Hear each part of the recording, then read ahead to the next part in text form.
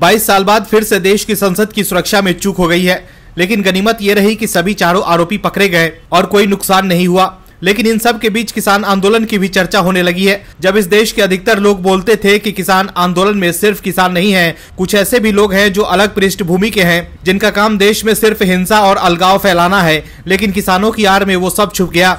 उस वक्त भी किसान आंदोलन के वक्त लाल किले को हाईजैक करने की कोशिश की गई थी और आज देश के लोकतंत्र के मंदिर को निशाना बनाया गया है। दोस्तों, जो संसद की सुरक्षा से खिलवाड़ किया गया है और जो लोग इसमें शामिल थे, उन सभी में एक महिला वो भी थी जो किसान आंदोलन में भी थी।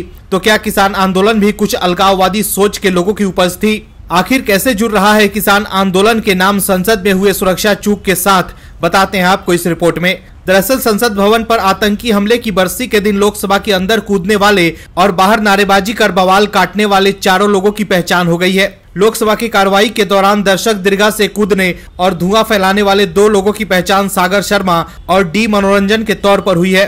सागर शर्मा लखनऊ का रहने वाला है, उसके पिता का नाम शंकरलाल शर्मा है। वहीं दूसरा आरोपी कर्नाटक के मैसूरू का रहने वाला है।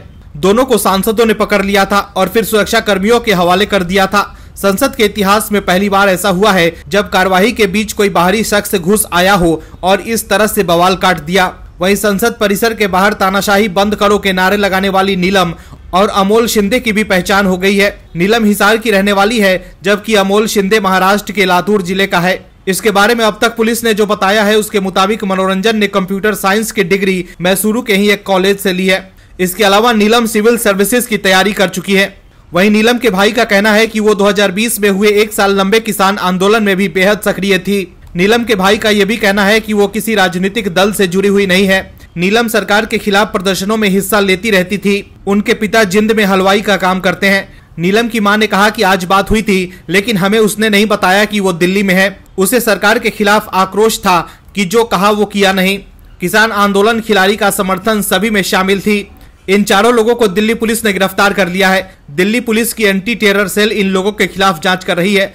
शीर्ष अधिकारियों का कहना है कि इन लोगों से सभी चीजें बरामद कर ली गई है जिसका इस्तेमाल हुआ था। इसके अलावा ये लोग कैसे अंदर तक पहुंच गए और कहां ठहरे थे, किससे मिले थे, सभी चीजों की जांच की जा रही है। संसद की बरसी के ही दिन इस तरह की सुरक्षा चूक चौंकाने वाली है। फिलहाल ये जानकारी नहीं मिल पाई है कि संसद में बवाल काटने वाले के पीछे इन लोगों का क्या मकसद था। संसद परिसर के बाहर नीलम और अमोल तो तानाशाही बंद करो के नारे लगा रहे थे। वहीं नीलम के किसान आंदोलन के साथ जुड़े होने की खबर सामने आई है।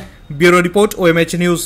और भी वीडियोस देखने के लिए चैनल को सब्सक्राइब करें और बेल आइकन को दबाएं।